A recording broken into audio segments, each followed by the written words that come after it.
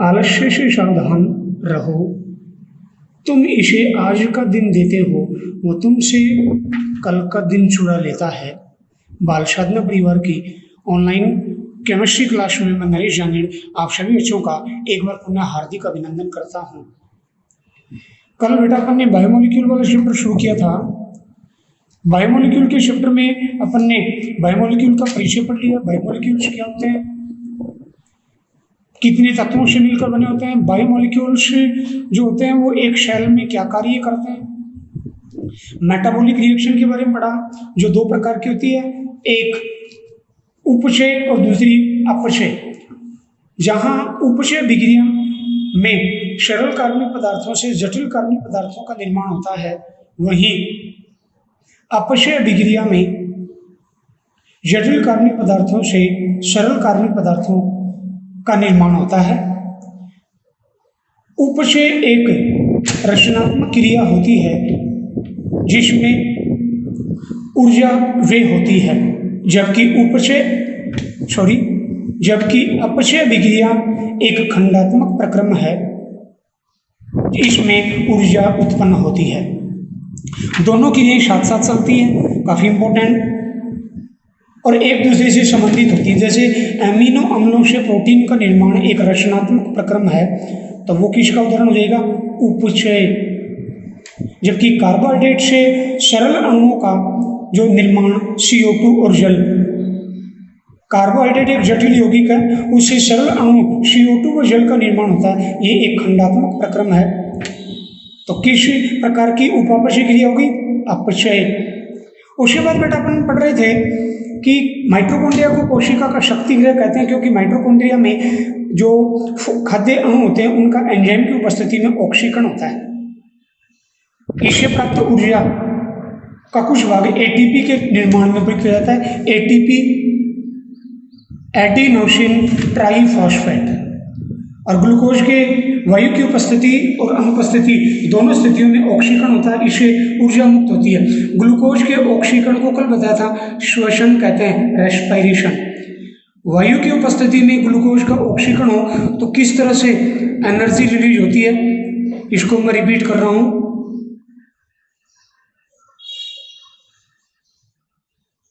देखो बेटा, ग्लूकोज का वायु की उपस्थिति में ऑक्सीकरण होगा तो इतनी एनर्जी रिलीज होगी, डेल्टा G0। मानक गिब्स ऊर्जा परिवर्तन का मान ऋणात्मक है, मुक्त होगी, जैसा आपको कल बताया था। मुक्त ऊर्जा परिवर्तन के आधार पर किसी विक्रिया के होने या न होने का पता लगाते हैं, जिसके बारे में अपन चर्चा थर्मोडायनेमिक्स के चैप्टर में 11वीं क्लास में कर चुके हैं, और 12वीं क्लास में अपन पुनः इलेक्ट्रोकेमिस्ट्री वाले 3 के चैप्टर में इस पर चर्चा करेंगे। अब ग्लूकोज के ऑक्सीकरण को अपन निम्न प्रकार दर्शाते हैं। ये ग्लूकोज का अणु है, ग्लाइकोलाइसिस चक्र में भाग लेता है।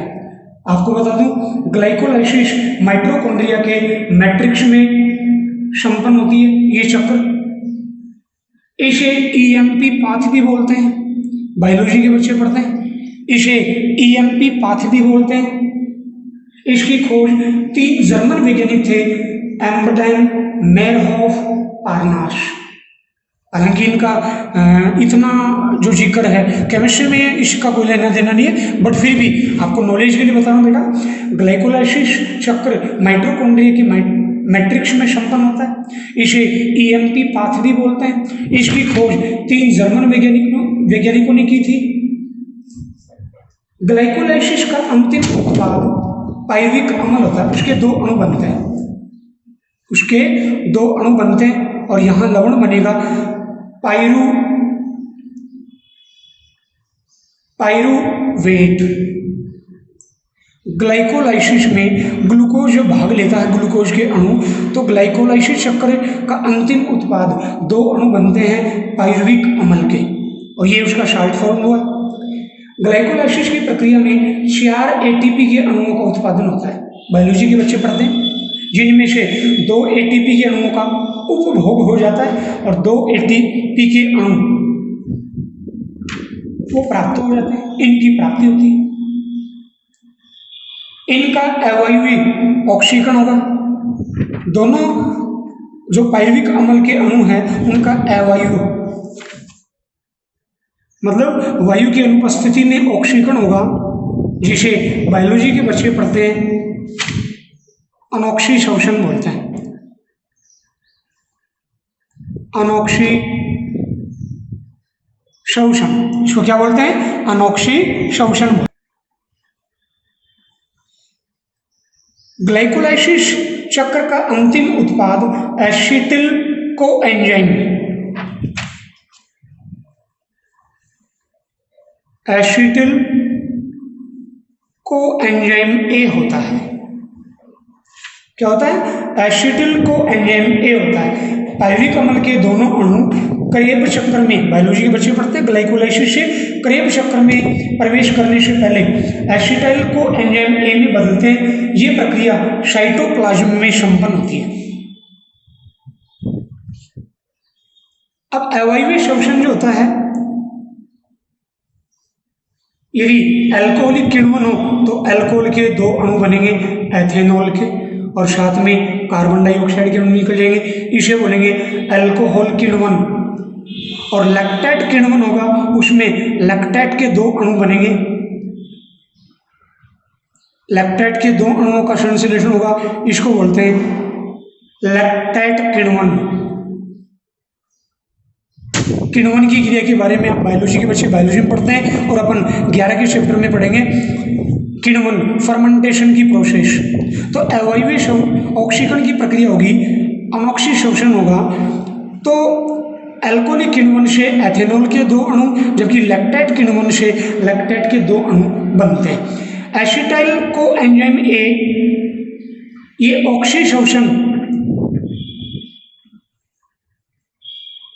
ऑक्सीशोषण की प्रक्रिया में जो वायु की उपस्थिति में होती है, जो वायु की उपस्थिति में होती है, ट्राई कार्बोक्सिलिक एसिड चक्र में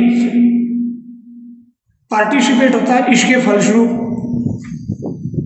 कार्बन डाइऑक्साइड के क्षार और क्षार जल के अणु क्या होते हैं? संपन्न होते हैं। इस प्रकार अपन ग्लूकोज के ऑक्सीकरण के प्रक्रम को इस एक चार्ट के द्वारा अपन डिनोटेट कर सकते हैं। मैं पुनः रिपीट कर रहा हूँ, ग्लूकोज के अणु ग्लाइकोलाइसिस में पार्टिसिपेट करते हैं, ग्लाइकोलाइसिस को ईएमपी पाथ भी बोलते हैं। ग्लाइकोलाइसिस का जो चक्र है, इसमें 4 एटीपी अणु बनते हैं, जिनमें 2 एटीपी अणुओं का उपभोग हो जाता है, जबकि 2 एटीपी अणुओं का एडिनोसिन ट्राइफॉस्फेट जो ऊर्जा की मुद्रा होती है, कल बताया था, इनकी प्राप्ति होगी। इस चक्र के फलस्वरूप पायरुविक अम्ल के दो अणु बनते हैं, और ग्लाइकोलाइसिस से क्रेब चक्र में प्रवेश करने से पहले पायरुविक अम्ल के जो अणु हैं एसिटाइल कोएंजाइम ए में परिवर्तित होते हैं। अवायवीय ऑक्सीकरण से जब अल्कोहलिक किण्वन होता है तो एथेनॉल बनता है, जबकि लैक्टेट किण्वन से लैक्टेट के दो अणु बनते हैं। एसिटाइल कोएंजाइम ए ऑक्सीशोषण के द्वारा ट्राई कार्बोक्सिलिक एसिड चक्र में 4 कार्बन डाइऑक्साइड और 4 जल के अणुओं में कन्वर्ट होता है। इसके बाद बेटा अपन जैव अणुओं की इस श्रृंखला में सबसे पहला जैव अणु अपन पढ़ते हैं कार्बोहाइड्रेट। क्या पढ़ते हैं अपन? Carbohydrate, very very important. Carbohydrate ये प्राकृतिक कार्बनिक यौगिकों का प्रमुख वर्ग है जो प्रकृति में व्यापक रूप से पाया जाता है। इसका निर्माण जनरल साइंस में छोटी क्लास में पढ़ के हो, कार्बोहाइड्रेट किन में पाया जाता है? मेनली अनाज में पाया जाता है। कहने का मतलब बीज में। और बीज कैसे बनते हैं? पादपों में प्रकाश संश्लेषण की क्रिया द्वारा बनते हैं। प्रकाश संश्लेषण की प्रक्रिया पर्णहरित की उपस्थिति और पर्णहरित में प्रकाश की उपस्थिति में CO2 और जल भाग लेते हैं, फलस्वरूप कार्बोहाइड्रेट बनाते हैं। तो इसे केमिस्ट्री में इक्वेशन के रूप में शो करें तो कार्बन डाइऑक्साइड के अक्ष अणु, जल के वाई अणु, पर्णहरित में सूर्य के प्रकाश ऊर्जा की उपस्थिति में कार्बोहाइड्रेट का संश्लेषण करते हैं। साथ में इसमें ऑक्सीजन के अक्ष अणु रिलीज होते हैं। C अक्ष H2O का होल वाई, ये क्या है? कार्बोहाइड्रेट का सामान्य सूत्र है। तो पादपों में प्रकाश संश्लेषण की प्रक्रिया द्वारा कार्बोहाइड्रेट का संश्लेषण होता है।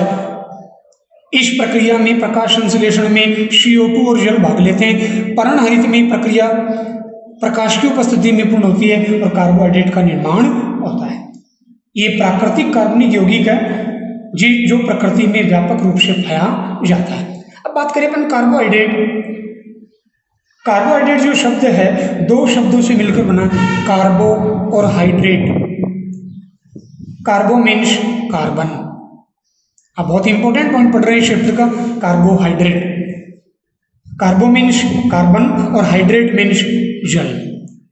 अर्थात इसका मतलब ये हुआ, प्रारंभिक परिभाषा कार्बोहाइड्रेट की, कार्बन के जलयुक्त यौगिक, कार्बन के जलयुक्त यौगिक कार्बोहाइड्रेट कहलाते हैं। कार्बन के जलयुक्त यौगिक कार्बोहाइड्रेट कहलाते हैं। इनका सामान्य सूत्र CH2O का होल वही होता है। उदाहरण लेना चाहिए, ग्लूकोज, स्टार्च, शर्करा आदि और भी बहुत सारे। अभी अपन एग्जाम्पल इनके बारे में पूरा डिटेल से पढ़ेंगे।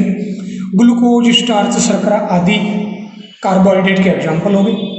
इनका सामान्य सूत्र CH2O का होल वही होता है। इन्हें सैकेराइड भी कहते हैं। क्या बोला जाता है इनको? सैकेराइड भी कहा जाता है। पुनः रिपीट कर दूं, कार्बोहाइड्रेट दो शब्दों कार्बोहाइड्रेट से मिलकर बना है, जिनका अर्थ क्रमशः कार्बन व जल होता है। अर्थात कार्बन के जलयुक्त यौगिक कार्बोहाइड्रेट कहलाते हैं। इन्हें सैकेराइड भी कहते हैं। इनका सामान्य सूत्र CH2O का होल वही होता है। उदाहरण ग्लूकोज, स्टार्च, शर्करा, फ्रक्टोज, सुक्रोज एटसेट्रा, ये इनके एग्जाम्पल हो जाएंगे। अगली बात वेरी इंपॉर्टेंट, कार्बोहाइड्रेट में हाइड्रोजन व ऑक्सीजन के बीच का अनुपात वही होता है जो जल अणु में होता है, अर्थात 2:1। वेरी इंपॉर्टेंट, कार्बोहाइड्रेट में हाइड्रोजन व ऑक्सीजन परमाणुओं के मध्य का अनुपात 2:1 होता है, अर्थात किसके समान हो गया? जल के समान हो गया। जैसे उदाहरण ले अपन, वेरी इंपॉर्टेंट पॉइंट पढ़ रहे हैं, आज का वीडियो बहुत इंपॉर्टेंट रहने वाला बेटा। उदाहरण ले अपन,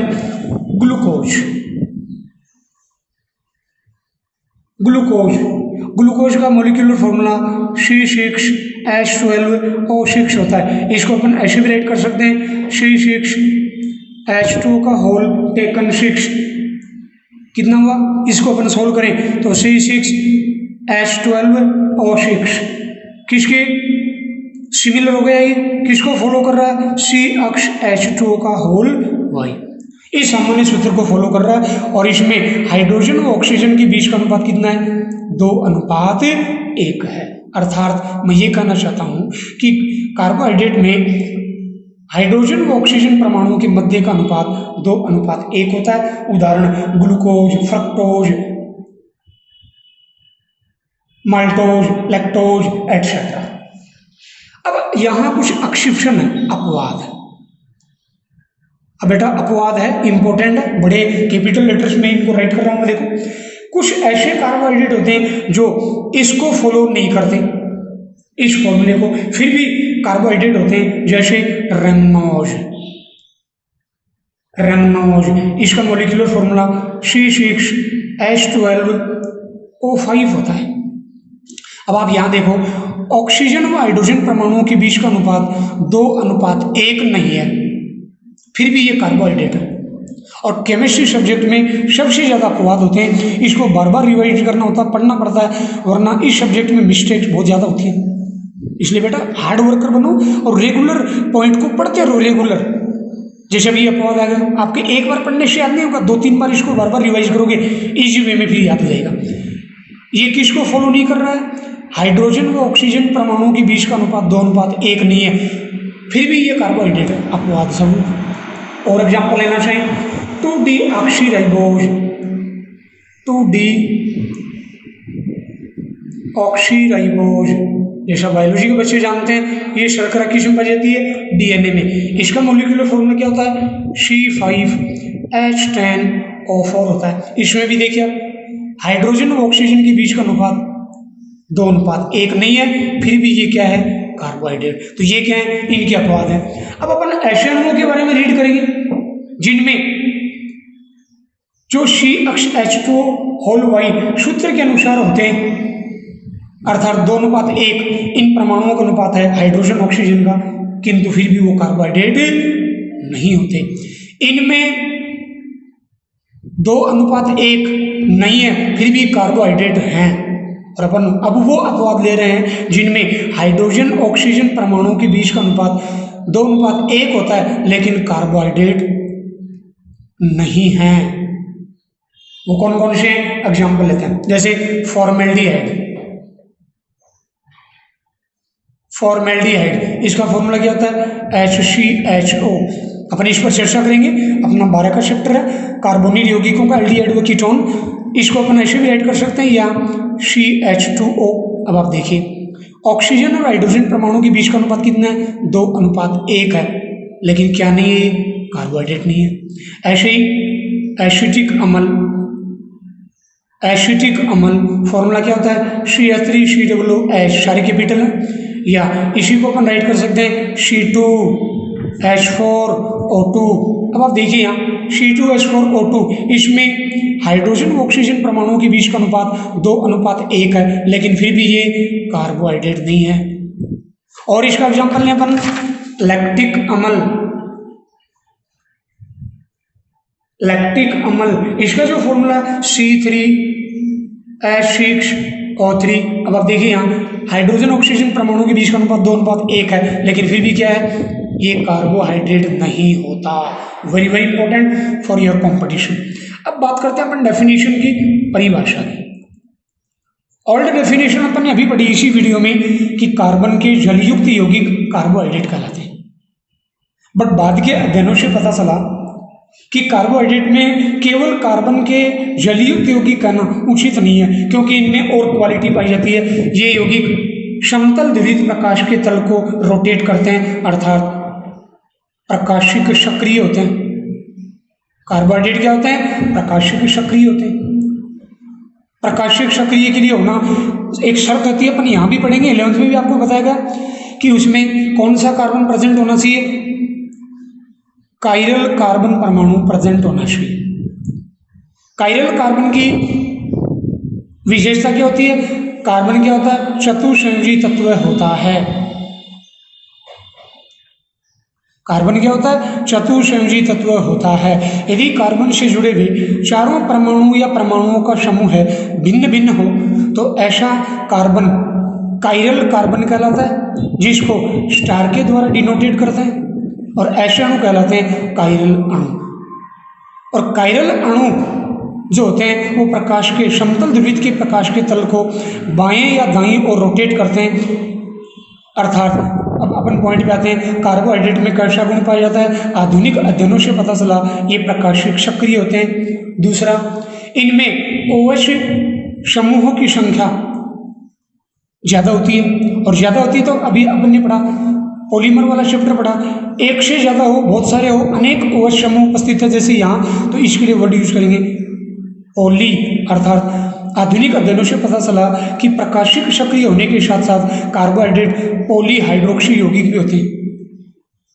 पॉलीहाइड्रोक्सी कार्बोनिल यौगिक होते हैं, कार्बोनिल यौगिक होते हैं। अपन 12 के चैप्टर में पढ़ेंगे कार्बोनिल यौगिक वो 2 प्रकार के होते हैं, एक होते हैं एल्डिहाइड,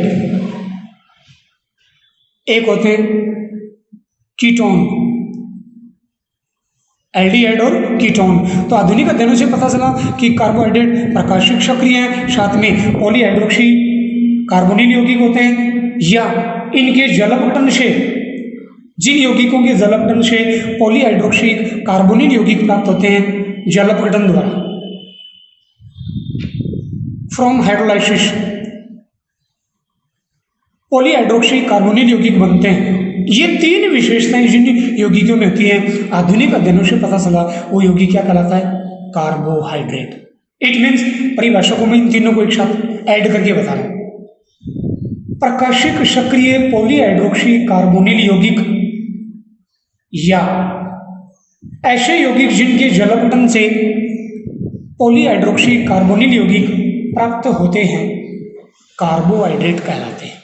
एक बार पुनः रिपीट कर रहा हूं, ऐसे यौगिक जो स्वयं प्रकाशिक सक्रिय पॉलीहाइड्रोक्सी कार्बोनिल यौगिक होते हैं, या ऐसे यौगिक जिनके जलपघटन से पॉलीहाइड्रोक्सी कार्बोनिल यौगिक प्राप्त होते हैं, क्या कहलाते हैं? आधुनिक परिभाषा के अनुसार कार्बोहाइड्रेट कहलाते हैं। वेरी इंपॉर्टेंट, ये तीनों बातें इनके अंदर इंक्लूड करनी। उसके बाद में कार्बोहाइड्रेट के कार्य। कार्बोहाइड्रेट नंबर 1 पॉइंट, ये शरीर को ऊष्मा व ऊर्जा प्रदान करते हैं। ये पादपों में कंकाल का कार्य करते हैं। तीसरा पॉइंट, ये पादपों में स्टार्च के रूप में, जनरल साइंस में छोटी क्लासों में आप पढ़ के आओ, कार्बोहाइड्रेट पादपों में स्टार्च के रूप में, जबकि जंतुओं में ग्लाइकोजन के रूप में संग्रहित होते हैं। और 4th नंबर वाला जो पॉइंट है, ये पादपों में कोशिका झिल्ली का निर्माण करते हैं। जैसे पादप कोशिका की कोशिका झिल्ली सेलुलोज की बनी होती है, अपन इनके बारे में डिटेल से आगे पढ़ेंगे। और सेलुलोज क्या है? एक कार्बोहाइड्रेट है। क्या है? एक कार्बोहाइड्रेट है।